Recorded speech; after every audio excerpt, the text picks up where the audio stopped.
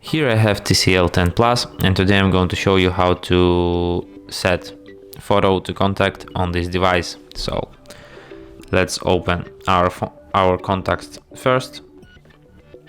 Next you have to select contact which you want to add photo. Tap here edit contact, and then to add photo you just tap on the camera icon here.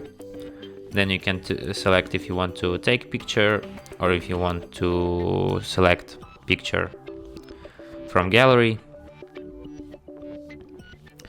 Then you select your picture here, adjust it, and just tap here to confirm it, and then tap save, and the photo is added. And that's it. Thanks for watching. If you find this tutorial useful, don't forget to hit that like button and subscribe to our channel.